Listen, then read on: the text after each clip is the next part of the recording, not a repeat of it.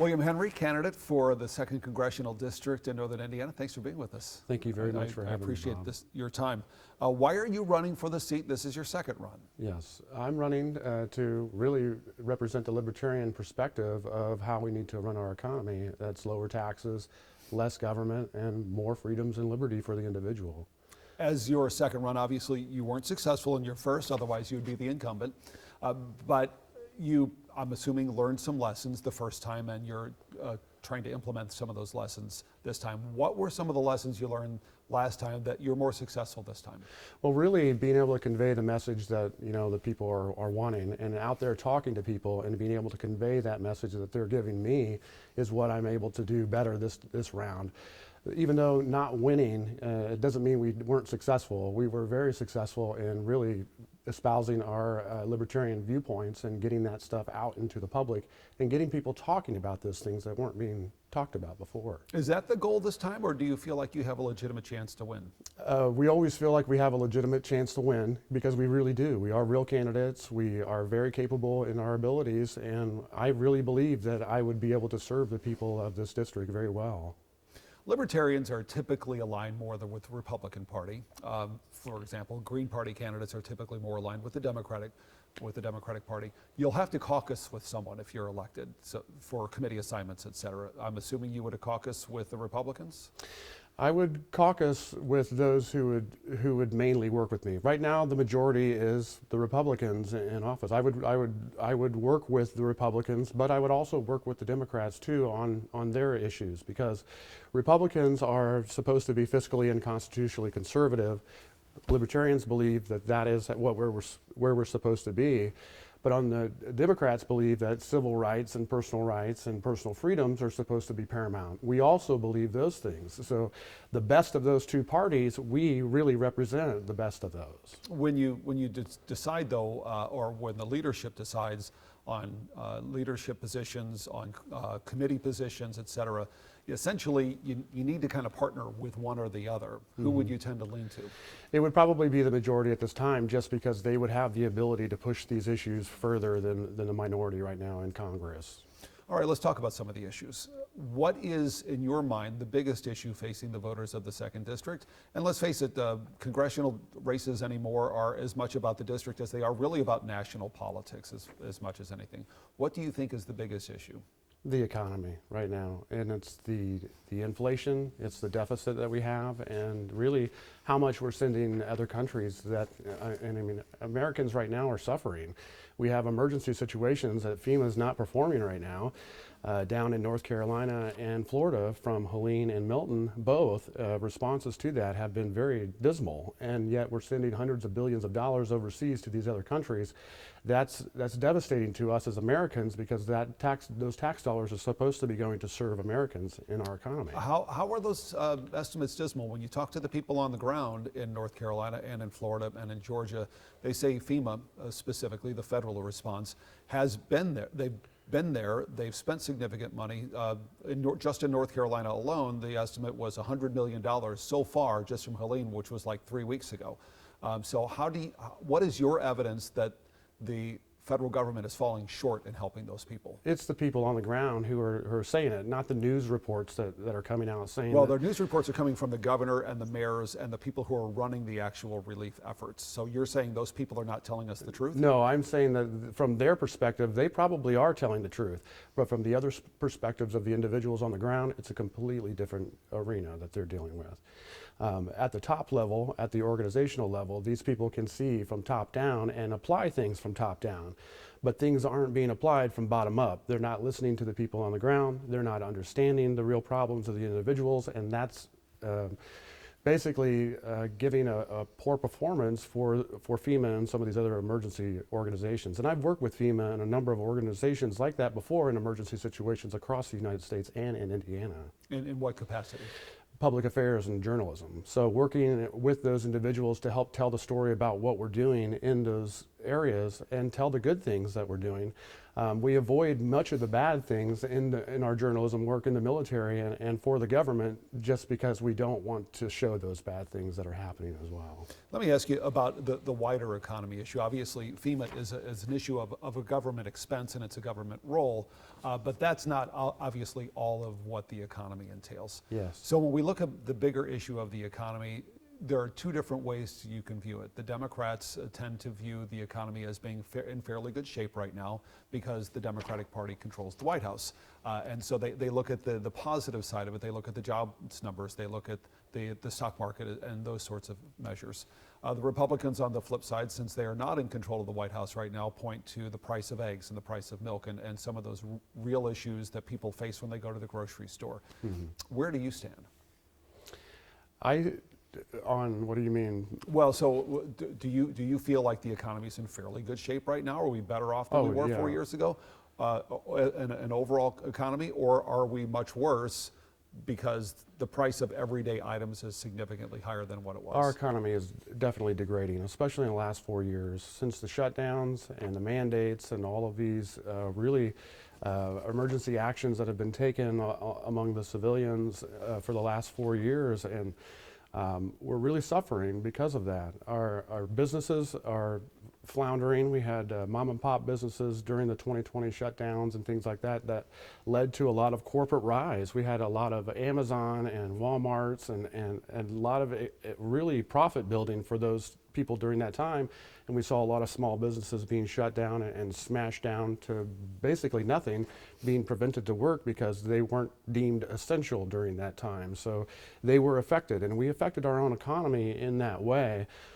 We also, by continuing to print money from the Federal Reserve, we're inflating our dollar, and our dollar doesn't go as far because there's more dollars in our environment than what there should be. And the interest that we're paying on top of all of these loans that we're getting from banks, that's exceeded the defense budget at this point. So these type of economic things that the government and the Fed is doing are not benefiting the individual taxpayer down at the ground level. So let's talk about what Congress can do. As if you are successful, you'll be a member of Congress. What can Congress do in a real world, in a free market society, that can positively impact the price of eggs, the price of milk, the price of gasoline? Really stop getting so much into the market. The government is controlling so much of the market now with subsidies and these other things that they're injecting into the market. It's not a free market anymore. It's very controlled by the government, and farmers grow things like corn and soybeans and those type of things that are not really so nutritious for us, and we're selling that stuff overseas. We're not negotiating better prices, so we have to subsidize what the farmers get as far as what their grain is worth.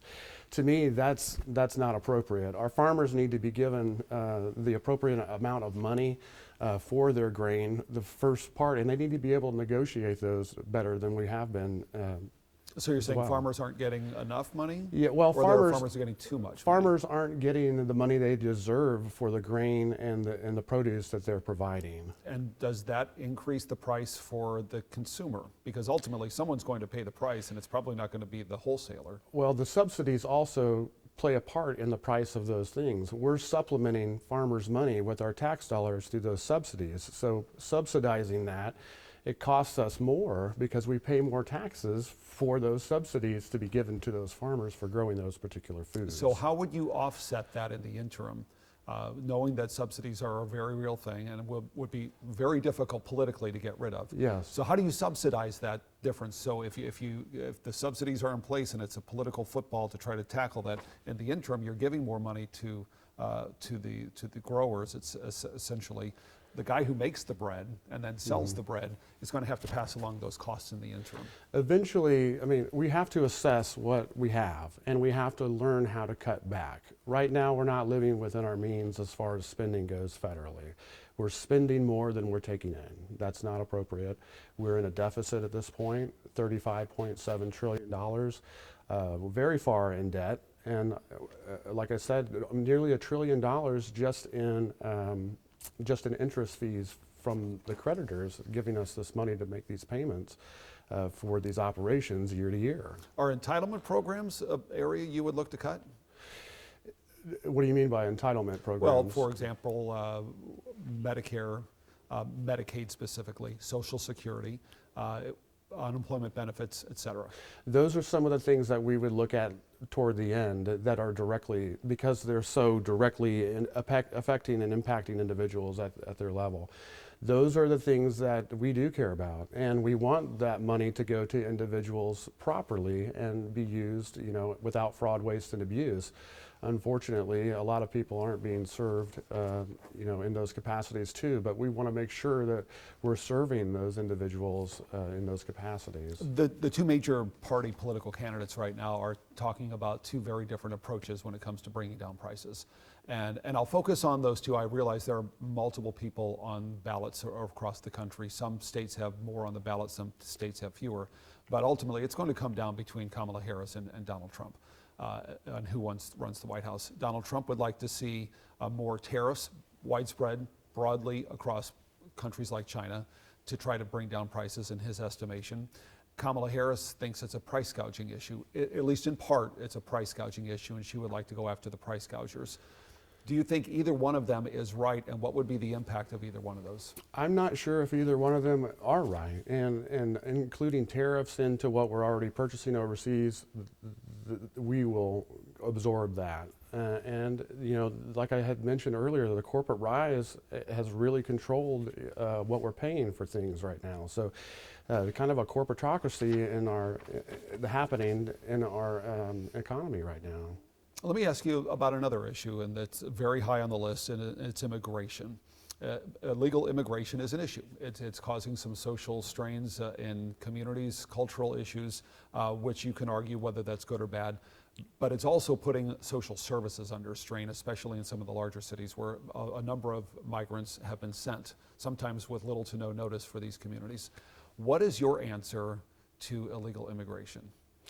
Really, it's fixing the administrative problems to begin with. If we can allow these people to provide us with the information up front, what they have, and most of these people have smartphones, and we can get fingerprints from smartphones, we can get iris photos from smartphones, we can identify these people by them self-identifying using their smartphones and devices before they even arrive. So those people who are coming here from refugee situations or emergency situations, we can front load these people by allowing them to report themselves coming and being able to do those things. Right now there are online forums and those type of things, but it's not quite at the level of reaching the individual to make it the ease of that process happen. I think that there's been a big administrative failure across both parties when it comes to the border by not being able to anticipate and take in some of these people to figure out who's illegal, who needs to stay, who needs to go, and to be able to sort that out. It's a huge mess down there right now, and I think it should be pointed at both parties' administrations in handling that. So are you talking about utilizing that technology on a voluntary basis? The people who are coming in would voluntarily give up that level of personal information? Yes, and that would, and that would be a key to front load those individuals who are voluntarily providing this information before they even arrive here. And that's a key factor in those individuals who want to come here to work, who want to do good, and who aren't trying to evade the proper way and be vetted the proper way to get into the country. It sounds like you thought about this for a while. So how would that help the processing, the vetting process? How much more quickly would that make the process? I think it would make it much quicker. And instead of... Is that a guess, or is that based upon actual data? I don't have any data because no one's implemented anything like this at all. And to think of a novel idea is to make an app for people to self-report themselves before they get to the border. Our administration should have thought about this a long time ago. And I don't know what the impact would be, but not having it versus having it, I think that a tool to have would be much better than not having it. Let's talk about the people who are already in the country illegally. I'm not talking about legal migration, but illegal migration. What happens to the people who are in the country illegally? Former President Trump has talked about the idea of a mass deportation. Others on the other side of the aisle are saying there has to be some more compassion in that approach. What's your best approach? And again, it's the self-vetting, self-ID idea that I want to approach that with, and that's allowing these individuals to self-report, give up the information about themselves, and be able to be vetted and processed in that manner through the administration, giving them a chance to do the right thing and to be processed the right way. Otherwise, we need to hold to our policy, and they don't belong here. But those people, if they do that, they get to stay in the country in the interim? Yeah, I would say yes, because if we didn't have an administrative, solid administrative way to keep these people out, how are we going to have a solid administrative way to push them out? When we talk about the issue of illegal immigration, this is not a new thing. And oftentimes there's a discussion, should we build a wall? Should we not build a wall? Does it work? Does it not work? What's your feeling on the idea of a border wall? I think that it's just a symbolize. I mean, a wall doesn't stop anyone. We've seen tunnels, we've seen them go around the walls, we've seen people come in containers from ships all across the world. So I think that, determined individuals are going to do what they want to do regardless of what we want them to do.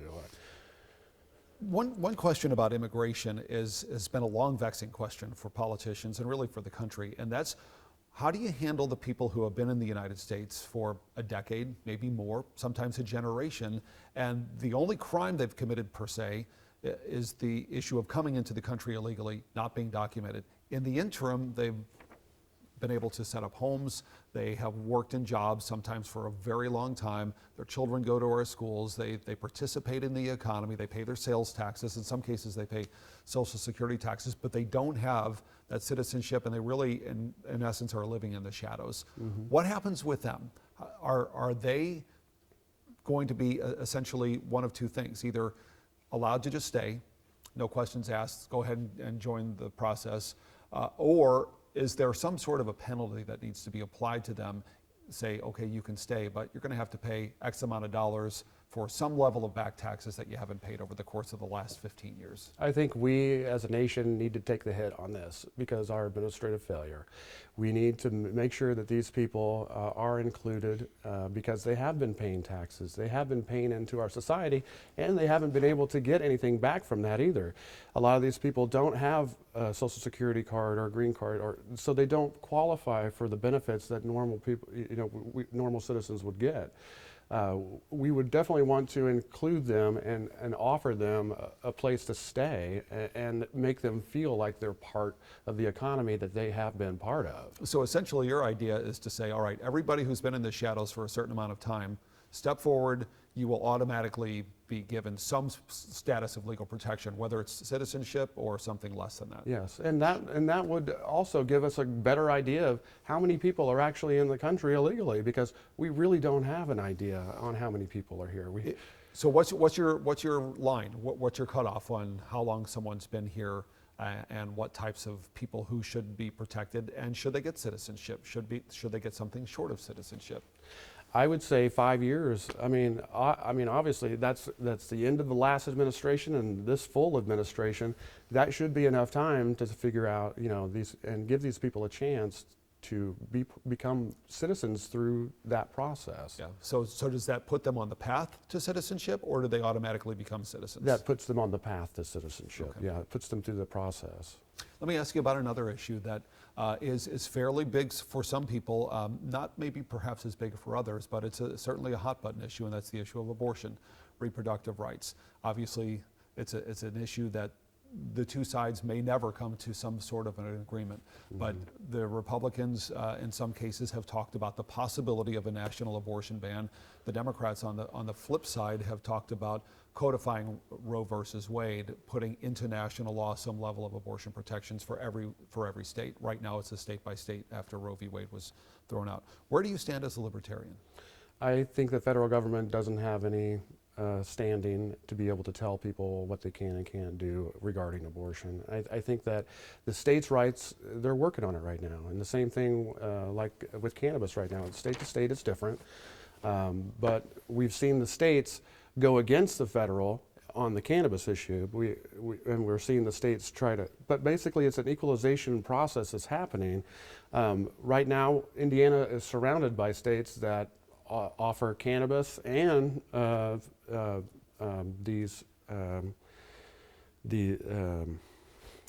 now Indiana is surrounded by states that offer cannabis and these procedures for individuals seeking them. Indiana is right now, the Supreme Court is looking at Indiana's law against abortion, which may change too. But I think that people, the more that we switch it back from federal to state, the longer it's going to take to get resolved too. So we want, now that we've placed it in the state's hands, the federal government should back off at this point and let the states handle what they need to handle. So you do not favor a national approach to abortion, that each state should do its own thing? Each state should be able to do its own thing regarding abortion. The federal government shouldn't have any authority over that. But you've been a proponent of the issue of cannabis being legalized nationally, correct? Yes. So what's the difference between letting the states decide the issue of cannabis versus letting the issue Well, currently federal has restrictions on cannabis, so they don't have restrictions on abortion right now. So they leave it to the states. Each state is looking at their own issues with cannabis, even though they're going against the federal right now. Would you favor any restrictions on abortions? From, for example, let me give you an example. Michigan right now, the state law in Michigan, after the ballot initiative passed a couple of years ago, is that from the time of inception all the way through the end of the pregnancy, pre-birth, a woman can have an abortion. Versus in the state of Indiana, for example, essentially there's no time in which a woman can have an abortion except for the cases of rape or incest, or when the life of the mother is in danger, or there's some severe fetal anomaly that's happened. That's a big gap between the two. Do you see any sort of area where you would say, okay, at this point we need to start really limiting abortions to the cases of emergencies? Really, my focus, I want it to be preventing the choice of abortion altogether to begin with. And my focus has been pushing more contraceptives and education so individuals never have to make the decision of abortion to begin with. I don't want to intrude or impede on someone's medical privacy with their doctor to decide what's best for them and their family. I do think that people should be able to have these procedures for rape and incest and medical emergencies. But personally, I don't like the idea of abortion personally, but that doesn't mean I don't respect someone else's rights to make that decision for them and their family. Let me ask you the last question about abortion here. And Medicaid right now only covers abortion in very limited circumstances. Essentially, it's a violation of federal law for elective abortions to get any kind of federal dollars connected to it on an individual basis. So Medicaid covers abortions in limited circumstances, essentially rape and incest, the life of the mother being in danger. Is that the appropriate approach, or should that change? I think that is the appropriate approach for the government to be paying for that in those ways. Just in the emergency circumstances? Yes, just in those ways. All right. The issue of crime and guns. Are there too many guns on the streets? No, I don't think there's too many guns on the street. Here in Indiana, we have a constitutional carry. I believe fully in the constitutional carry, and I would like to see a federal implementation of the ability to exercise our Second Amendment rights. At what point do we say, with every right comes a responsibility? Of course, there are certain limitations. At what point does the right to carry a weapon suddenly stop? And I'm talking about the types of weapons. There's some discussion about a national assault weapons ban, which it was in place once upon a time. It was lifted, and we have seen a loosening of those restrictions. Where's your line as far as what weapons should be allowed, what weapons shouldn't be allowed? Whatever the government has, we should have access to it too. Our militias and those type of things. Fully automatic weapons? Well, I believe rocket-propelled grenades? I believe in personal accountability and individual rights. So those individuals possessing those things would have personal accountability for whatever happens with those weapons. So, and that's how we have it now. I mean, people who carry around weapons, who are threatening, who hurt people with those weapons or anything. There's crimes associated with those actions. There's personal accountability that comes with those actions. I think that everyone needs to be personally accountable, and I don't think that there should be any restrictions on the Second Amendment. So just to be clear, you want any weapon available, when I say weapon, a firearm, a fully automatic machine gun, a rocket-propelled grenade, anything that can fire, you feel should be open for the American public to own? Yes, I do. Okay. I think that personal accountability and personal responsibility takes precedence over what anyone else thinks. Does that come with a universal background check? Because right now, there is no universal background check. Yeah. You can go to a gun show and buy whatever gun is available for purchase. So essentially, if all of those are available for purchase, anybody could walk in off the street at a gun show, and if they find an M60 machine gun on a tripod there, they can buy it without a background check. That's okay?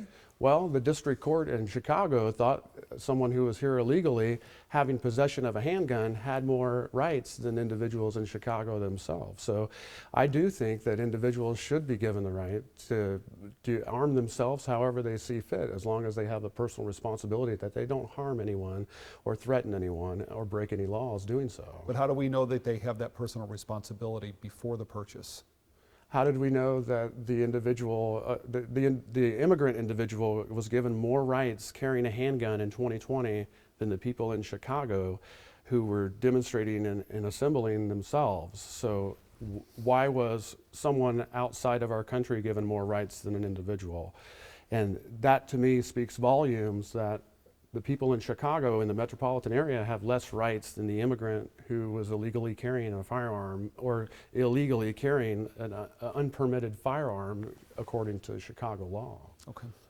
Let's talk about foreign policy. The United States currently has a pretty blanket support for the state of Israel. We've seen it play out in the war. There has been some concern by some, especially in the Democratic Party, about the level of Israeli response to the war against Hamas in Gaza. But beyond that, it's been for decades a pretty blanket support. Whatever Israel needs, the United States will help supply. Is that the right approach? No. And I don't think we need to continue that either. I think that it's the wrong answer to send all of these arms and weapons to individuals in pretty much proxy wars that's happening overseas. We saw both of the parties, Democrats and Republicans both, compromise on their versions of proxy war. So the Ukraine war for the Democrats and the Israeli war for the Republicans, they came together and they agreed on our American budget based on those two proxy wars. That should tell us everything we need to know. Our money should be going to Americans. It should not be going overseas to these countries to kill people. So the United States should have, if I'm reading you correctly, the United States should have no interest in helping to promote, protect, and establish democracies, friendly democracies, anywhere in the world. We can help humanitarianly. We can encourage people to give to organizations helping over there as much as we can. But as far as our involvement, our money, those type of things, it needs to cease because, you know, a diplomatic approach is a diplomatic approach. What we have now is an economy diplomatic approach where we're applying money from our economy into this diplomatic approach, but it's actually a proxy war happening with these countries right now. So let's take the issue of Ukraine, for example, and you could argue the same with Israel. Israel was attacked and it responded to this attack. Ukraine had a full-scale invasion, no different than what Adolf Hitler did to Poland in World War II. Should the United States have let Poland stand on its own at that point in time? Should the United States today let Ukraine stand on its own and say, you know what, if you lose, you lose, sorry? Well, we were sucked into World War II by the attack of Pearl Harbor. And then at that point, we were directly involved. Congress came together and said, there's a war happening and we're going to be part of it and we're going to give some of our money to that. That hasn't happened with these other conflicts. These aren't declared wars. The United States have not gotten involved with Germany in World War II. Based upon that logic, Germany never directly attacked us. So based upon that, we should not have gone after Adolf Hitler in World War II. Let the Europeans handle their own problem. Well, the Japanese were combined with the Germans at that time, so they were allies, and they were... They were allies, but they didn't fight together. Yes, but they planned the attack and they knew what was happening together. So us being sucked into that was, and Congress, you know, verified that we were at war because of this direct attack.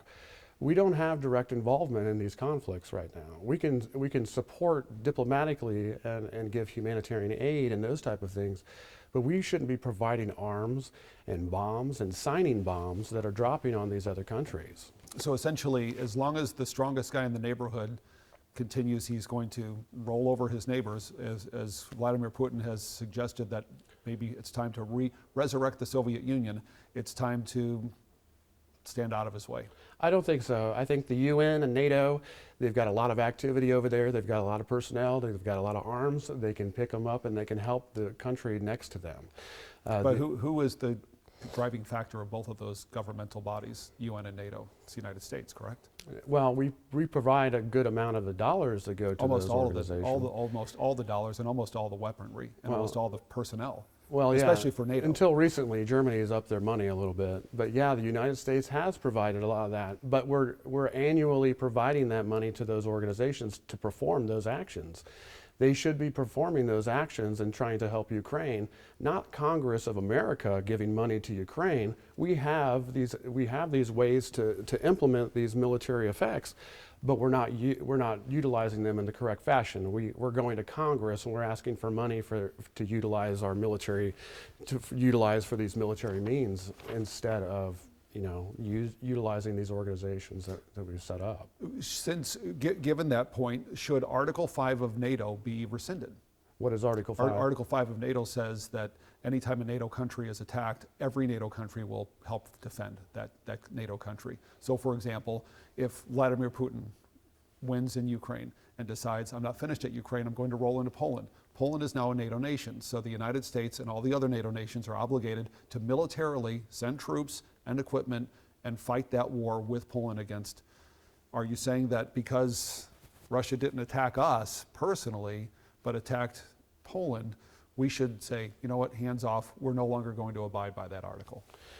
No, I mean, we're providing money for those military entities to be able to conduct these operations. We shouldn't be providing money directly to Ukraine for their own defense. They need to be able to provide their own defense, and their neighboring countries who are part of NATO and those type of things could go to the defense of Ukraine. Okay. Last question. This is actually, I'll give you two more questions here before we wrap up. And this is a little bit about presidential politics. And one of the questions that I'm going to ask you is about specifically who wins and the doom and gloom predictions from both sides. If you talk to Republicans, if Kamala Harris wins, the nation's going to heck in a handbasket. If you talk to Democrats, if Donald Trump wins, democracy as we know it will come to an end, and the nation's going to go to a heck in a handbasket, and this will turn into an authoritarian country. There's not a lot of, we can get through. We'll get through no matter what happens. Mm-hmm. Where do you stand? Do you think that the country is doomed regardless who wins? If we look at our president right now, who's not very active in his position, we have many cabinet members and many executives who are helping operate the company right now. It's not that elected individual who's actually operating the country.